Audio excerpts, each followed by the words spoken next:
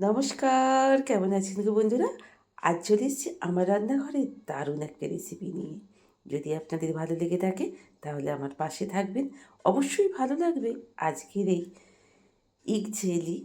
Egg chilli রেসিপিটা।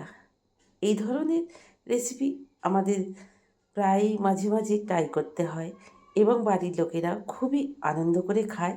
কালকে সবাই খেয়ে বলেছে ভীষণ, ভীষণ সুন্দর হয়েছে। তো যাই হোক, একটা বোলেতে আমি একটু নুন নিয়ে নিলাম এবং ৪ টে মতো ডিম আমি আগে ফাটিয়ে নিচ্ছি। তো ভালো করে খুব যতটা ফাটাতে পারবেন ততটাই সুন্দর হবে এই এগ চিলিটা। তো চলুন, এবার কড়াইয়ে তেল দিয়ে দিয়েছি। তেল দিয়ে আমি ডিমটা ঢেলে দিয়েছি। ঢেলে দিয়ে এইভাবে আপনাদের খুন্তি দিয়ে যেকোনো কিছু দিয়ে হাতা দিয়ে যাই হোক করে জড়ো করে দিতে হবে। জড়ো করে দিলে মোটা, মোটা হয়ে যাবে ডিমের এই ভাজাগুলো, ডিম ভাজাগুলো। কিন্তু আপনি একেবারে যদি খুন্তি দিয়ে ওটাকে টেনে, টেনে জড়ো করে না দেন তাহলে কিন্তু ডিমটা এতটা মোটা বা এতটা সুন্দর ভাজাটা হবে না। এবং এইভাবে পিস, পিস করে আপনাদের সব ডিমটাকেই কেটে নিতে হবে। তো চলুন, আমি এইভাবে ডিমগুলোকে কেটে নিচ্ছি সেটা আপনাদের সঙ্গে আমি শেয়ার করে দিচ্ছি। তো চলুন, এইভাবে ডিমটা গোটাটাকে কেটে নিলাম। আবারও ২ টো ডিম আমি ফাটিয়ে নিয়েছি এবং কড়াইয়ে তেল দিয়ে দিয়েছি। ডিমটাকে এবার আমি দেখাচ্ছি আপনাদের। এই যে এইভাবে ডিম ভাজা করে যদি আমি ওই রেসিপিটা করতে যাই তাহলে কিন্তু ঠিক হবে না। এইভাবে আমাকে জড়ো করে, করে দিতে হবে। আবার ওইদিকে যখন ডিমটা এসে জড়ো হবে তখন আপনাদের টেনে, টেনে এইভাবে জড়ো করে দিতে হবে। তাহলে ডিমটা অনেকটা দেখবেন সুন্দর মোটা টাইপের হয়ে যাবে। তো ১ম টা আমি সেভাবে দেখাইনি, ২য় টা আপনাদের সেটা করে দেখালাম। এইভাবে দেখুন কত মোটা হয়ে গেল। তো একটু টাইম নিয়ে আপনারা এই মোটাটাকে একটু উল্টে-পাল্টে ভালো করে ভেজে নিতে পারেন। তো তারপরে এইভাবে ভাজাটাকে আপনাদের আমি কেটে, কেটে দেখিয়ে দিচ্ছি। তো তারপরেই আমি কড়াইয়ে তেল দিয়ে দিয়েছি এবং বেশ কিছু রসুন কিমা নিয়ে নিয়েছি এবং রসুন কিমাটাকে আর আমি তার সঙ্গে দিয়ে দেব ২ টো মতো কাঁচা লঙ্কা। যেহেতু এগ চিলি বানাচ্ছি আপনারা ঝালটা কম বেশি নিজেদের মতো করে ইচ্ছা মতো করে করে দিতে পারবেন। যদি এখানে আমি অন্য ঝালের মশলাও আমি এখানে যোগ করব। তো যাই হোক, এখানে আমি ফালা, ফালা করে পেঁয়াজ আর ক্যাপসিকাম কেটে নিয়েছি। যেহেতু এগ চিলি বানাবো, এগ চিলির এইগুলোই তো সবজি হয় আমরা জানি। তো চলুন, আমি রসুন কিমাটাকে খুব একটা বেশি লাল, লাল করব না।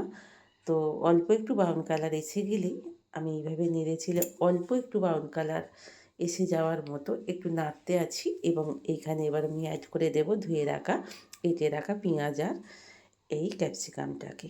তো চলুন, ভালো করে এবার আমি তেলেতে আমি ভেজে নেব। বেশ খানিকক্ষণ ধরে অন্তত ২-৩ মিনিট ধরে আমি ভাজতে থাকবো। যেহেতু আমরা পেঁয়াজ বা ক্যাপসিকাম আমরা স্যালাডের সঙ্গে খাই, সেহেতু খুব একটা বেশি আমাদের ভাজার প্রয়োজন হয় না। তো যাই হোক, এই পর্যায়ে আমি দিয়ে দিলাম পরিমাণ মতো নুন। সস দেবো যেহেতু, সেই হেতু চিনি, সেই হেতু নুনটা খুব একটা বেশি দেবো না এবং ডিমেতেও নুন দেওয়া আছে আপনারা দেখেছেন। তো যাই হোক, আমি একটু ভাজতে থাকবো ভালো করে একটুখানি পেঁয়াজের সঙ্গে, যাতে সফট হয়ে যায় পেঁয়াজটা এবং ক্যাপসিকামটা, ততক্ষণ পর্যন্ত নাড়বো এবং এখানে আমি ঝালের জন্যে আরেকটু দিয়ে দেবো গোলমরিচের গুঁড়ো। গোলমরিচের গুঁড়ো দিয়ে বেশ করে ভালো করে পেঁয়াজ ক্যাপসিকামটা আমি আবারও ভালো করে আমি ভেজে নেব। তো সুন্দর করে একটু যতক্ষণ ভাজতে থাকবো এই নাড়তে, নাড়তেই আমার সিদ্ধ হয়ে যাবে পেঁয়াজ এবং ক্যাপসিকামটা। এই পর্যায়ে আমি দিয়ে দেব এটা স্পাইসি টমেটো সস। আর এখানে দিয়ে দেবো এখানে চিলি সস। এবারে যেমন চিলি সস এবং স্পাইসি টমেটো সসটা দিয়ে আমি ভালো করে আবারও নেড়ে-চেড়ে নেব। বেশ খানিকক্ষণ ঘুরিয়ে ফিরিয়ে গ্যাসের ফ্লেমটা লো ফ্লেমে রেখে নাড়চাড় করতে থাকবো এবং ডার্ক সোয়া সসটা এবার ১ চামচ মতো আমি দিয়ে দিলাম। দিয়ে আবারও আমি ভালো করে নাড়াচাড়া করতে থাকবো। অবশ্যই এই পর্যায়ে আমি গ্যাসের ফ্লেমটা আবারও বলছি লো রাখবো, কারণ এখানে আমি অল্প একটু জল দিয়ে দিয়েছিলাম গ্রেভিটা বানানোর জন্যে। আমি ওপর থেকে গুলে নিইনি, আমি ওপর থেকে অল্পই একটুখানি ১/২ চামচেরও কম একটু কর্নফ্লাওয়ার দিয়ে দিলাম। এবার গ্রেভিটা সুন্দর, এই দেখুন কী সুন্দর হয়েছে, বেশ তোকো হয়েছে। এই পর্যায়ে ভালো করে নেড়ে-চেড়ে নিয়ে আমি এই পর্যায়ে এইবার আমি ডিমগুলো অ্যাড করব। তো যাই হোক, এখানটা সুন্দর এই দেখুন পেঁয়াজ এবং ক্যাপসিকামগুলো সুন্দর সিদ্ধ হয়ে গেছে। এই পর্যায়ে আমি ভাজা ডিমগুলো দিয়ে দেবো এবং নেড়ে-চেড়ে, যদি আপনাদের এই এগ চিলিটা নতুনত্ব, ভাত রুটি সকলের সঙ্গে, লুচি সবের সঙ্গে, নানের সঙ্গে সবেতে যাবে। তো আমরা তো ইচ্ছা করতেই পারে যে মাঝে মাঝে একইভাবে ডিমের তরকারি না খেয়ে এইভাবে যদি একটু এগ চিলি বানিয়ে ফেলি, তো তাহলে দেখবেন বাড়ির সবাই খুশি হবে, সকলের সঙ্গে আঙুল চেটে খেতেও ভালো লাগবে।